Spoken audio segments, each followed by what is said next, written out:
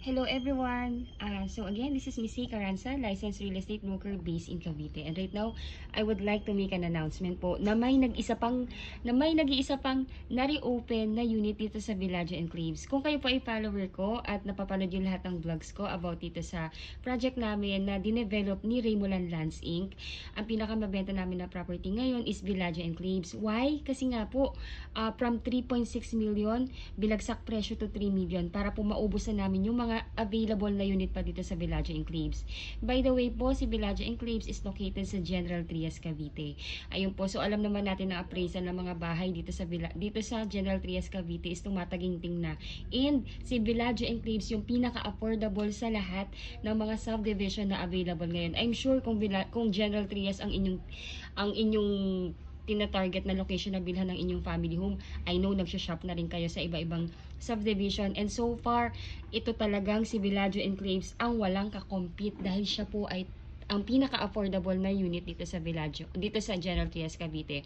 From 3.6 million down to 3 million. This is a twin homes, duplex, dalawang bahay lang na magkatabi, and malaki ang lote. 80 square meter, ang floor area ay 55 square meter. At pag tinurn over po sa inyo to, may 3 bedrooms na, may 2 toilet and bath, plus ito pa kagandahan, complete finish with tiles. Sa ground floor, naka-ceramic tiles na kayo. Yung kitchen ninyo, may overhead na cabinet na, may base cabinet pa. Then, sa mga kwarto po sa taas, lahat ng rooms po nasa taas, lahat po ng rooms, meron ng built-in cabinet. And sa likod, may service area, may provision for your dirty kitchen and laundry area. Kaya pag gusto ninyo nang ilipat yung kitchen ninyo sa likod, pwedeng-pwede dahil ang laki po talaga ng lupa. And kung gusto niyo pang may extend, kasi po kahit maglagay ka ng extension ng isang kwarto sa baba, hindi pa rin kayo mawawala ng car park. Dahil ang car park po sa twin homes ay 2-car garage. Ayun po, so before further ado, my name is Zay Caranza, and if you are new to my channel, please do me a big favor po. Please subscribe and hit the bell button found at the lower right of this video. Please do that po. Napakalaking tulong po yan sa akin. And if gusto nyo i-reserve yung unit, contact me directly. Nag-iisa lang po to. ASAP po ito. Online reservation po ang ginagawa dito para mauna po tayo dun sa mga ibang nakaabang dito. So, ayun po, mga ma'am and sir, this is your chance. Please let me know para sendan ko na kayo sa email po ninyo ng reservation form at makapag-deposit na po kayo ng reservation fee sa aming sales officer para kayo na po yung makauna dito. And yung mga requirements ninyo, pwedeng to follow yan. Ayun, so ito na yung unit. Before, ang dami ko na pong sinabi, pasensya na kayo. Gusto ko lang po talagang maging detalyado para sa inyo kasi most of you are OFW na nag-iintay talaga dito. Ayun, so no color, ibig sabihin po niyan with homeowner. Occupied na yung bahay, community na po talaga yan. Then red means sold. Ito po yung mga na-sold namin for the past few weeks. Ayan po. Then orange available, which is ayan na nga po. Then, yung blue, yan po yung available. So, as you can see, nag-iisa lang po yan. So, ayan po, let's do para mas ma-appreciate yung location. So, ito yung gate. Ito po, by the way, si Villaggio is nakatayo po yan sa isa pang mother subdivision. So, dalawa ang checkpoint. Meron sa pinaka main gate at meron dito sa mismong subdivision. So, ito yung guard's house. Medyo mahigpit po yung ating guard's house dito. So, laging nag-iiwan kami dito ng ID. And, 4 po yung nagro-roving guard dito sa loob. Ayan, so let's go. Ito po siya, diretso. Then, ito po yung first block, papasok, papunta ng amenities. Then second, ito po yun. Ito yung amenities mismo. Then ito lang yung bahay. This is block 7, lot 15. Katapat mo, clubhouse na may adult pool, kiddie pool, playground. Ayan. Ayan po, let me know po. Ipagugustuhan niyo yan. Sobrang baba pa ng down payment yan. Reservation fee is only 20,000. And yung manenet na down payment is only 47,000. One time payment lang po yun ha. First po na ilalabas ninyo is 20,000 reservation fee. Then within 30 days, dapat mabayaran natin yung 47,000 move-in. Down payment po para po ma-process na natin sa bank loan application. Then pagka na-approve na kayo, yung monthly amortization ninyo for 20 years term, kung ako nagkakamali, nasa 22,000 lang po yun. Ayun po, so, ayun po, hanapin ko lang yung inventory para at least, ko rin po sa inyo yan, ma-discuss. So, ayun, so this is the inventory. Ayan po yung ating computation. So, again, this is 80 square meter. from 3.6 down to 3 million. So 3 million ang total contract price. Then miscellaneous fee is 210,000. Inclusive po dito yung title transfer and legal taxes ng government natin, pati bank loan processing. Then first thing that you need to do po para makuha yung unit na yan, ang ganda yan, katapat is amenities. Reservation fee is 20,000, then the net down payment is 35,500 plus 5% initial MF. Itong 5%, dito po yan base sa 210, that is 10,500. So, ang total na babayaran po ninyo within 30 days from the reservation is 46,000. Ayun po. Then, pagka na-approve na nabayaran na tong down payment, please wait for the housing loan approval na usually takes place for about 3 to 4 months. So, may payment holiday kayo.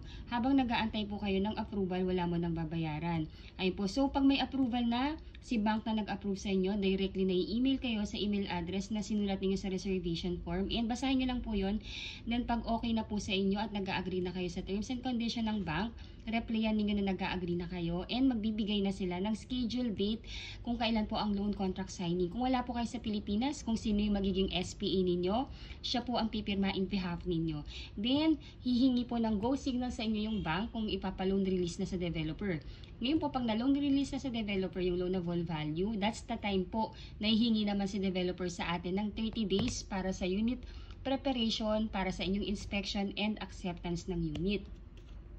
And of course po, pag na-loan release na sa developer, mag-i-start na rin po ang inyong monthly amortization sa bank. So, mas ito po yung preferred na kinukuha ng ating mga kababayan na nasa abroad, which is 25 years to pay. Kung 25 years to pay po yung gusto ninyo, that will be 22,221.79 centavos. Ang required income na dapat po na magre-reflect sa inyong job contract, COE at sa job contract or COE, ay at payslip ay at least nag-gross salary kayo ng 74,072.64 centavos.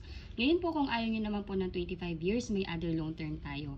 Pwede po kayo sa 20 years, pwede rin sa 15 years, pwede rin sa 10 years, pwede rin sa 5 years to pay. Ayan po. Ngayon po, di ba po, na-approve na po kayo ng loan contract. Automatic din po, kailangan na po natin magbayad ng move-in fee. Sorry po, typo error lang to, but this is 19,000. Yung move-in fee po natin, para po yan sa application ng Meralco at Water, na instead na kayo po yung mag-apply or yung inyong representative, yung admin office na natin yung mag-a-apply in behalf ninyo. So, no need na kayo pa yung pupunta sa Meralco or sa Water para mag-apply, para less hassle din sa inyo. Ayun po. Then, again, kung gusto niyo na makuha yung unit, contact me directly, add niyo po ako sa Facebook, pwede niyo po akong i-chat sa Viber or sa WhatsApp para ma-forwardan ko kagad kayo sa email niyo ng reservation form para ma-fill upan niyo na. Pagka-fill up niyo, send back niyo po sa akin. Then, pwede na kayo mag-deposit ng inyong reservation fee dito sa aming sales officer na si Ma'am Denise Ratak. So, ayun po, ang bank po na ginagamit namin dito is Asia United Bank or AUB. Si AUB po ay pag-aari din ng ating developer na si Remolan Lands Inc. Then, ito po yung account number ni Ma'am Denise. Pagka nakapag-send na kayo ng pag nakapag-send na kayo ng reservation fee, paki-screenshot nyo lang po para ma-forward ko rin kay Ma'am Denise para mabigyan niya tayo ng resibo. Ngayon po, di pa po, tawag po nito, yung ating yung ating down payment is payable within 30 days. Yung ganito po ang magiging mode of payment naman po niyan. Kung ipapadala nyo na po yung total na 46,000 sa inyong magiging representative, yung representative ninyo, papuntahin nyo po siya in any bank of choice po. Para po sabihin dun sa bank officer na gusto nyang ipa-convert tong cash into manager's check. Ngayon po sa manager's check po, dalawang klaseng manager's check po yung hihingin po. Sa first manager's check, nakalagay po doon yung net down payment na 35,500. Ito po dapat yung amount dun sa first na cheque. Then sa second na cheque po, dapat po ang ilagay po na amount is itong 10,500 para po yan sa net down payment and initial MF. Hindi po kasi sila pwedeng pagsamahin. Ayun po. Kaya dalawang manager's check po yung dapat na ma-request. And ang nakalagay po dapat na pay to order is Remolan Lands Inc. Inc., which is yung developer natin.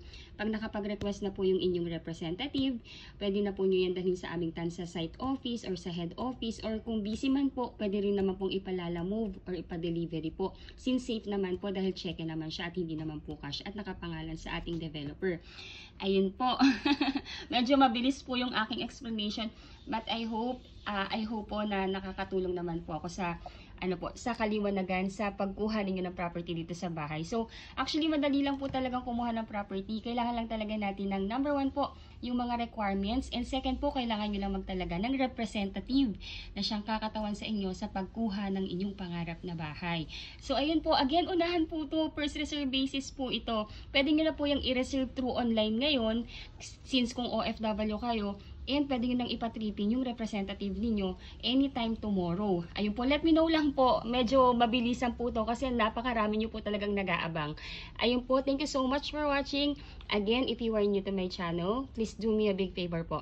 Please subscribe and hit the bell button found at the lower right of this video screen. Thank you so much for watching and bless you all po. Bye po!